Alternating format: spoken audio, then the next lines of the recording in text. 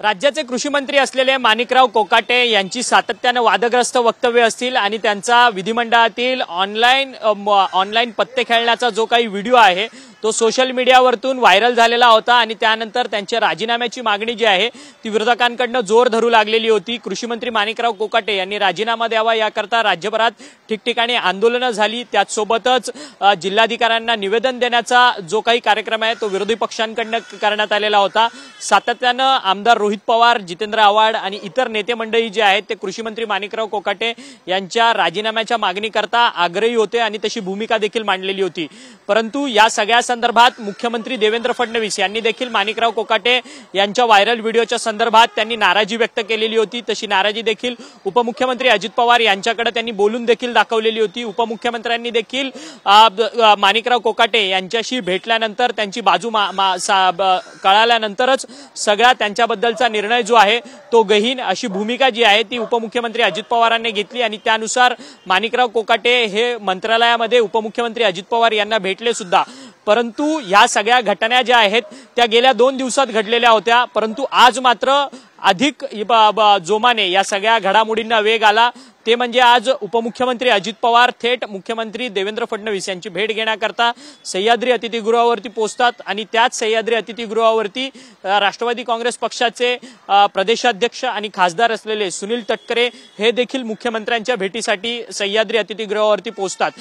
उपमुख्यमंत्री अजित पवार, मुख्यमंत्री देवेंद्र फडणवीस आणि खासदार सुनील तटकरे यांच्यात एक बैठक होते। या संपूर्ण बैठकीमध्ये माणिकराव कोकाटे यांच्या संदर्भातला जो काही निर्णय आहे तो देखील या सगळ्या बैठकीमध्ये ठरवला जातोय। कारण की माणिकराव कोकाटे यांनी जो ऑनलाईन रमी गेम खेळतानाचा जो काही मोबाईलवरचा व्हिडिओ होता तो विधिमंडळात खेळलेला होता आणि त्या सगळ्या संदर्भातला व्हिडिओ व्हायरल झाला होता।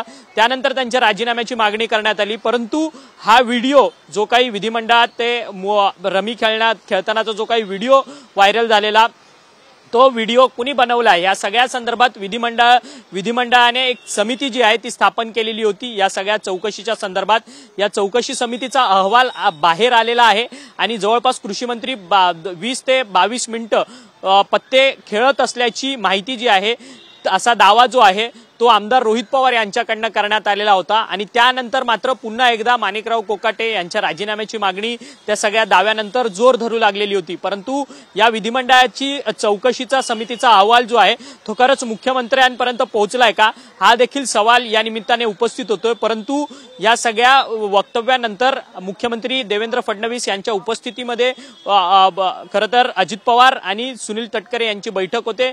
या बैठकीमध्ये माणिकराव कोकाटे यांचं खातं बदल करण्याच्या संदर्भातला निर्णय जो आहे तो होताना पाहायला मिळतोय। या सगळ्या संदर्भाची माहिती जी आहे ती खात्रीला एक सूत्रांकडून मिळते आणि कृषी मंत्री माणिकराव कोकाटे यांच्याकडचं कृषी खातं जे आहे ते आता क्रीडा मंत्री असलेल्या दत्ता भरणेंकडे जाणार आहे आणि दत्ता भरणेंचं जे काही क्रीडा खातं आहे ते कृषी मंत्र्यांकडे जाणार असल्याची खात्रीला एक माहिती जी आहे ती सूत्रांकडून मिळते।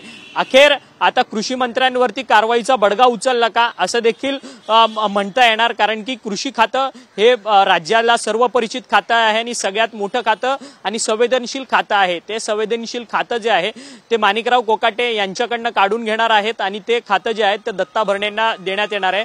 परंतु या सगळ्या खाते बदलाच्या संदर्भात देखील अनेक सामाजिक संघटनांनी आपली प्रतिक्रिया जी आहे ती नोंदवलेली असल्याचं आपल्याला पाहायला मिळतंय।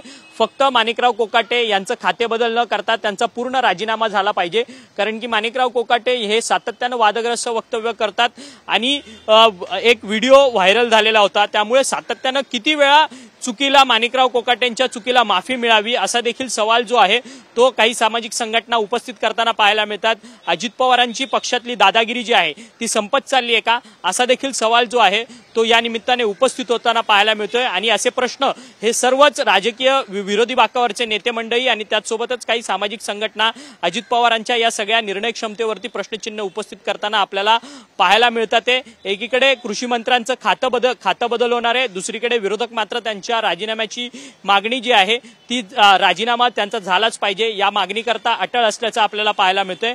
या सगळ्या निर्णयानंतर खाते बदलाच्या निर्णयानंतर आता विरोधक अधिक आक्रमक होऊन पुढे काय निर्णय घेतील हे देखील पाहणं तितकंच महत्त्वाचं ठरणार आहे। व्हिडिओ जर्नलिस्ट अमित चिगवणसह अक्षय मंकणी, TV9 मराठी, मुंबई।